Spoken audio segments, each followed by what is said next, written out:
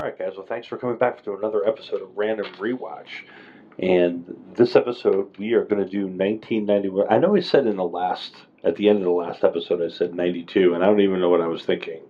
But we are definitely in 1991, and we are looking at um, a film that I used to love when I was younger. Back in the 90s, this thing was on cable all the time, and it was really such an important film, and it's such a groundbreaking film, and it wasn't anything that had really been seen before, something like this. And so this is Mario Van Peebles' magnum opus, if you will, New Jack City. Wesley Snipes. We will own the city. Ice-T. On the streets, there's a fine line between wrong and right, good and bad, between those who enforce the law It is a war out there. and those who break it. Gone are the days of selling on the street corners, dark alleyways, and the back rooms of some bummy-ass bar. We ain't with that no more. In a city where survival depends on friends, It's always business. Never personal. Am I my brother's keeper? Am I my brother's keeper? Yes, I am! a family out to run a city are up against cops who know its streets. This ain't business. This is personal.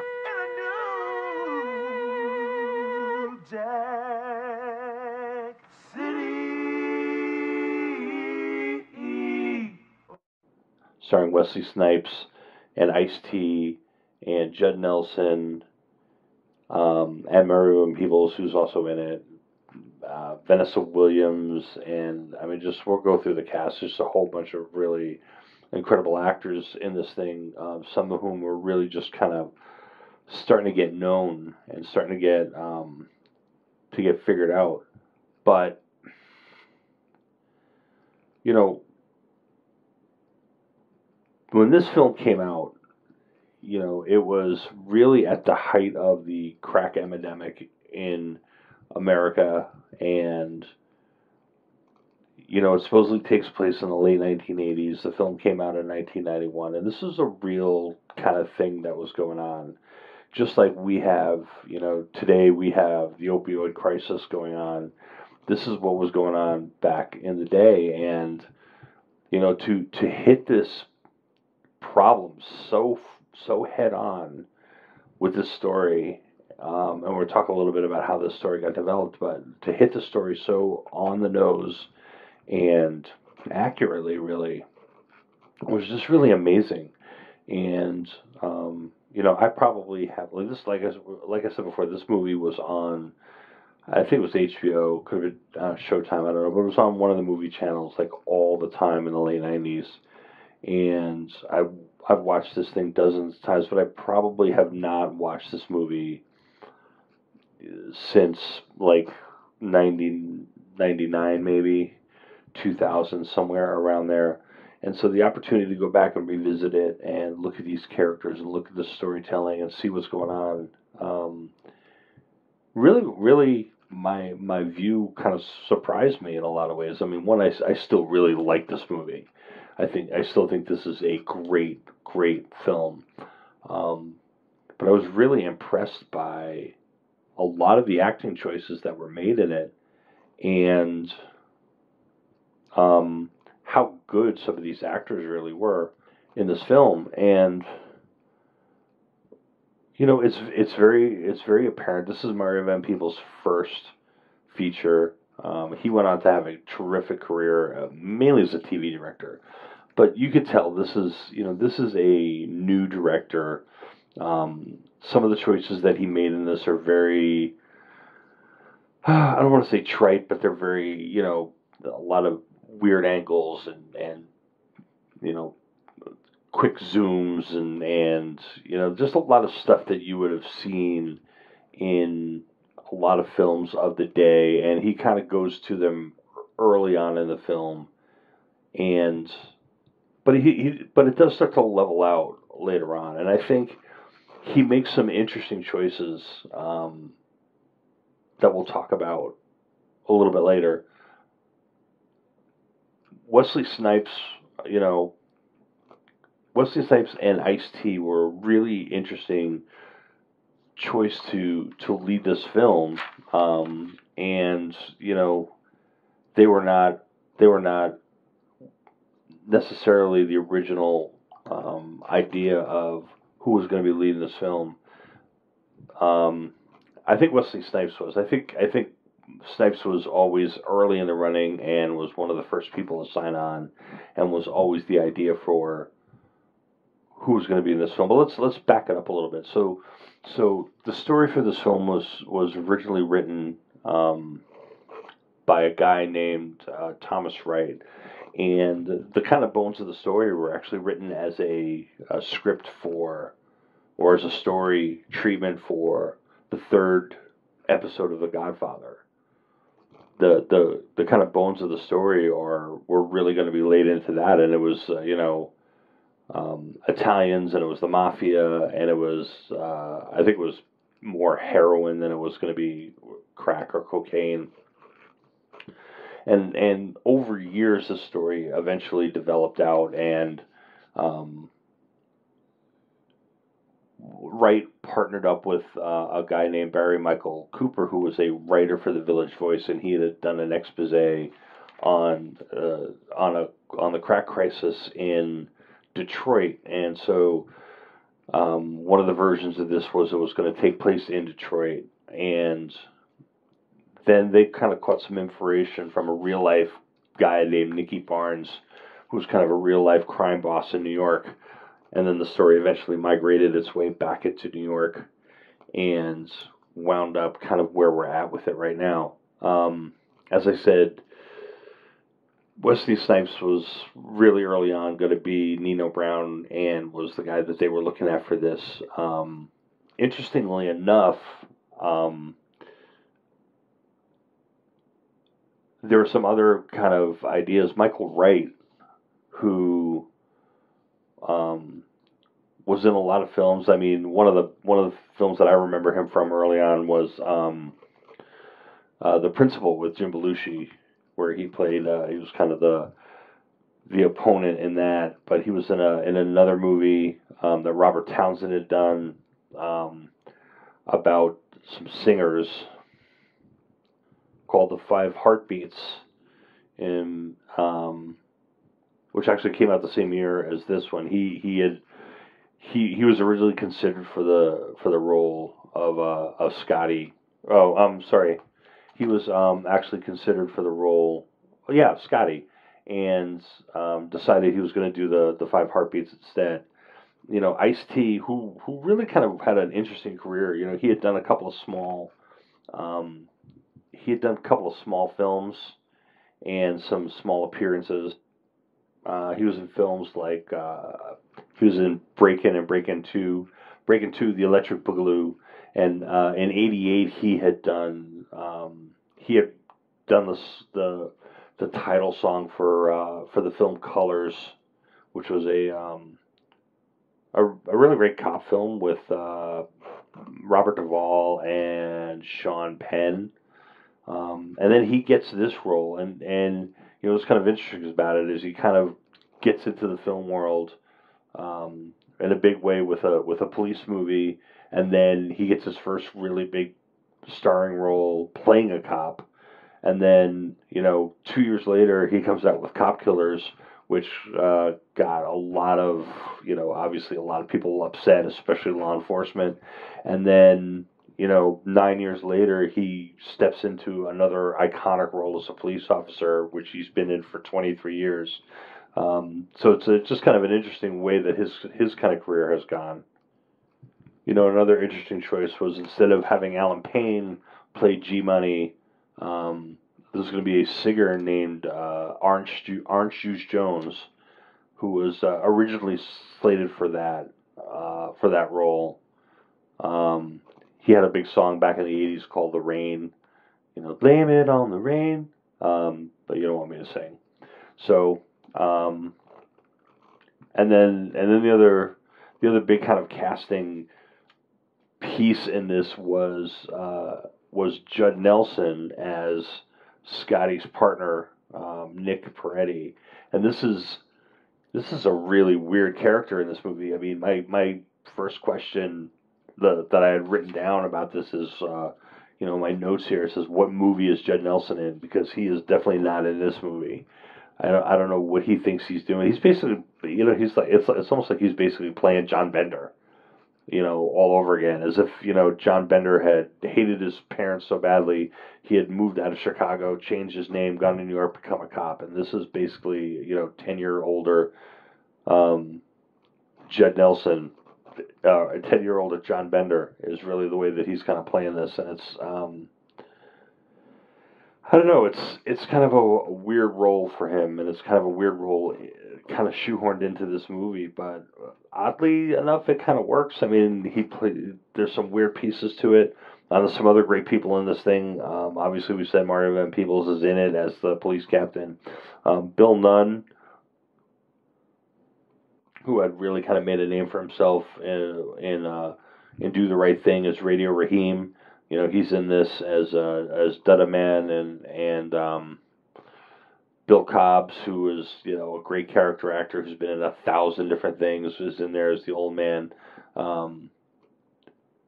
Tracy Camilla Johns, who she's in this. She's in a couple other things. She's in a Spike Lee movie, and then she just kind of falls off the face of the earth, stops acting. Michael Michelle plays Nino's girlfriend Selena. She's fantastic in this film. It's really, really great. Vanessa Estelle Williams as Keisha. Really great. Like this psychotic killer, but she's a woman. A black woman in the early '90s. I mean, this is not the kind of casting that you would expect for a film like this. And then, so all these people, and Chris Rock. Chris Rock playing Pookie is really the thing that brought him out and made him known as an actor. And it's cool because this wasn't even supposed to be his role. Martin Lawrence was supposed to have this role. He was cast in this role. He was ready to go. And then, from what I understand, a good friend of his passed away, and he was really kind of broken up about it, and he didn't really want to work on the film. And then they gave it to Chris Rock, and he just killed it. So that's kind of the kind of how this film got made kind of thing. But let's talk about the movie. The one thing that really jumped out about me, that really just kind of surprised me in my rewatch, is that Nino Brown, Wesley Snipes' Nino Brown is, man, he's a bad dude, and he's more evil than I remember. And, I think if you look at, kind of the folly of youth, we look at things like this and a foolish 20-something might look at Nino Brown and be kind of enamored with his lifestyle and his flair and his fashion sense and his money and the things that he does. He's got a sword cane, and he's got cool suits, and he's always fly, and he's always got women around him, and he's always got flashing money, and he walks into the club, and he's like, yeah, you're gonna break me down, you're gonna pat me down, and they just let him go. And I mean, it's just, it's so cool. And it's funny. It's kind of one of those things like, well, I mean, let's put it this way. So we'll jump ahead to Robert Ebert's review of this film, and he said Truffaut, referring to Francois Truffaut, the famous French filmmaker. Truffaut once said it was impossible to make an anti-war movie because the war sequences would inevitably be exciting and get the audience involved in one side or the other. It's almost as difficult to make an anti-drug movie since the lifestyle and money of the drug dealers looks like fun, at least until they're killed. Right? So there's that thought that originated with Truffaut that every anti-war movie is a pro-war movie because you have to show war, and there's going to be somebody in your audience that's going to be like, that's really cool.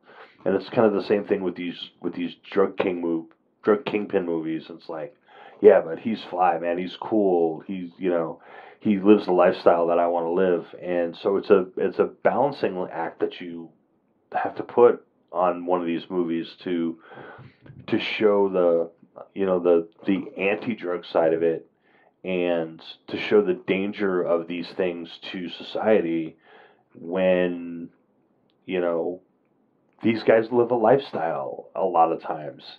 And I remember watching Narcos, and you watch the life that Pablo Escobar had. He had this big house, and he had a private zoo and all these airplanes and money everywhere, and everybody was terrified of him, and he could do whatever he wanted to do.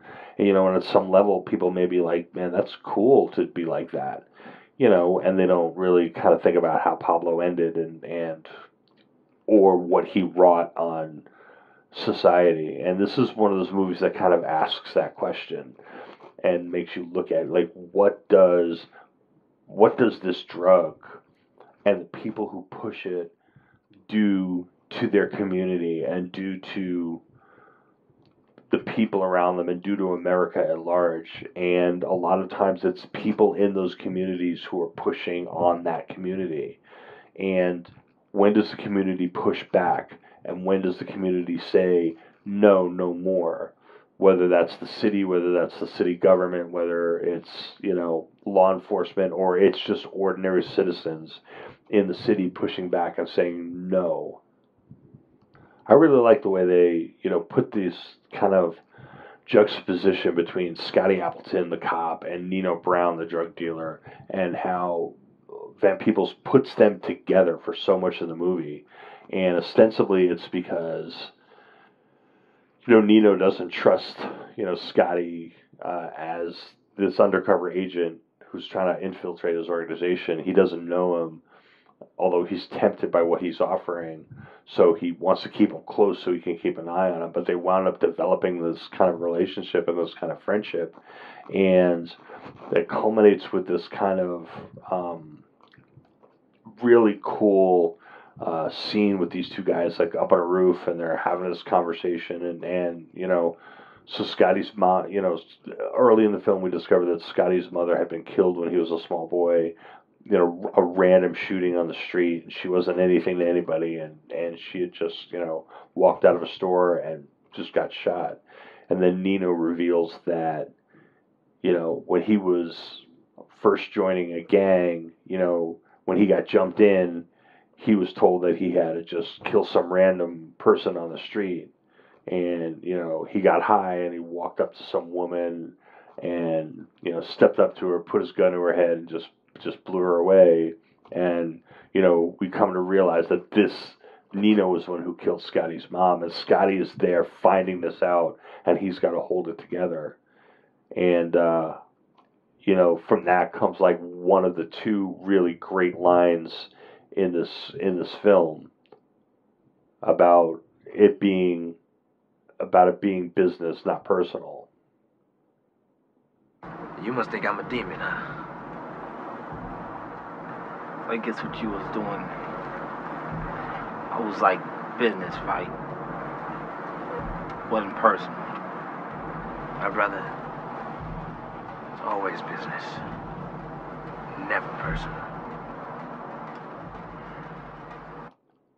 The other great line being, the thing that Nick, that Judd Nelson's character, says when he's talking about drugs, and there's racial tension obviously going on in this film as well. But he says, when he's talking about crack, he says it's not a black thing, it's not a white thing, it's a dead thing, and he's right. These drugs were an equal opportunity killer. They didn't care what the color of your skin was. And so that becomes like a kind of an important part, and it's mentioned a couple times in the film. To me, there's really like three really striking visual pieces in this film. One of which is, really striking story pieces in this film, I should say. One of them is, the rooftop scene that I talked about. One of them is just the opening scene. You know, you have this kind of long, as the credits are coming, you have this long kind of overhead view of New York City, and it's kind of really reminiscent of like West Side Story. You know, it's just kind of this high angle overhead flying over the city, but then there's this zoom down into the East River onto this bridge, and you find, you know, Nino and G Money hanging a guy off the bridge, and you know, and eventually dropping him off, and you find out right in that first scene all you need to know about Nino Brown: who he is, what he is, what he's capable of. And and again, this is the thing that I didn't remember this way, is how cold and calculating and methodical that Nino Brown is. He's really like a sociopath. He does not he focuses on what's at hand. He focuses on building his business. He focuses on building his organization, and the people around him, even his best friend from when he was a child, G Money, is disposable to that end. And he is really quick to turn on his friends. And you know, when he's faced with the idea of being caught, he very quickly will turn and blame somebody else for it. His private banker Kareem, he fingers him as being the head of the organization. Which is brings us to the third kind of really poignant piece, which is, at the end of the film. So one at the beginning of the film, one in the middle of the film, and then at the end of the film, you have this courtroom scene where they've arrested Nino, and he's out there, and he pins this thing. He pins it on Kareem, but more importantly, he pins it on society. He says, "I'm not the one who's guilty. You are the one who's guilty." I'm not guilty. You're the one who's guilty. The lawmakers, the politicians, the Colombian drug lords, all you who lobby against making drugs legal, just like you did with alcohol during the Prohibition. You're the one who's guilty. I mean, come on, let's kick the ballistics here. Ain't no Uzis made in Harlem. I mean, not one of us in here owns a poppy feed. This thing is bigger than Nino Brown. This is big business. This is the American way. You're kind of reminiscent of one of the other, quick lines. There's some great lines in this film, but the quick lines in the film: "You got to rob to get rich" in the Reagan era. It's this whole thing. It's like society has put me here, and I am just filling a need. I'm just filling a hole that society has created for me to fill, and you guys are really all to blame. And it's really kind of turning back this whole idea. So this is very much a message film, which again surprised me. Like, I don't remember that it was really so on the nose, and it hit this anti-drug message so hard, but it really did. So I would say that like this film is much more than I remembered, and it's much more of a important piece of what was happening at that time. I mean, there's a lot of things in this film that are dated. Obviously, some of the costumes. I don't know what was going on with Ice-T's wig in this film. I don't even know what was happening. Nino's, Nino's outfits always look good, but everybody else, there's a lot of, stuff like that. The really awful portrayal of Italian American mobsters in this is just god awful. It's like they went out and found like the worst white actors to play mafia guys and just put them in, I don't know, as a contrast to all the great African American players that we're working on. All these great black actors are in this film, and these really terrible white actors are in this film. But those guys are just a parody. They're just really awful. But honestly, everybody else in this film is just really at the top of their game, really fantastic. And this, just to go back to what I was saying at the top, this is really kind of this important film in American cinema at the time, because coming out of the 80s, you did not have films like this with black actors taking such a prominent role. Wesley Snipes was a guy who came out and really began to change the way, like, I hate to say change the face of cinema, but it really did in a lot of ways. There really wasn't a lot of any other really black actors in this space at the moment. They had tried to do Carl Weathers and make him a thing, um, but it didn't really land. And Denzel hadn't happened yet. At this point, that was just 1991. He hadn't even done Malcolm X yet. So he'd been in Glory. He'd been in couple other things. But he was still, like, people were still looking at him as a TV actor who were jumping into movies. Will Smith hadn't popped yet as a movie actor. So there were really, Wesley was really it. And he, at that point, he had done a couple of things. Um, you know, he had done a couple of small parts. 2 years before this, though, like, I guess his kind of introduction to the world, and was Willie Mays Hayes in Major League, where he was absolutely fantastic. He's in King of New York, which is kind of, I don't know, it's almost like a parallel piece to New Jack City here. And then, of course, he does Mo Better Blues with Spike, and then he hits this, and this is just kind of turns it around, and then he goes um, back with Spike with Jungle Fever, you know, and then he hits White Man Can't Jump, and then for him it's just action. It just starts rolling for him. In '92, he hits White Man, he hits Passenger 57, he gets Boiling Point, and Rising Sun, and Demolition Man, and Sugar Hill, and Drop Zone. He does Money Train, and The Fan, and Murder 1600. All these kind of action films. Um, but, like, right in the middle of that, he does like To Wong Fu, which is like he's in a drag comedy. So it's kind of an interesting run that he's got there. Um, but he just kind of became the man for a while for these kind of roles for black actors. But it really, really kind of kicks off here with this film. So, guys, I would definitely suggest that you watch this film. If you haven't seen it, it's out there. Um, Go find it and watch it. It's really great early Wesley Snipes. It holds up really well. It's it's as relevant today as it was in 1991. You got some great, up and coming actors giving some fantastic performances, and Judd Nelson doing the thing. And that's really all that I can say about it.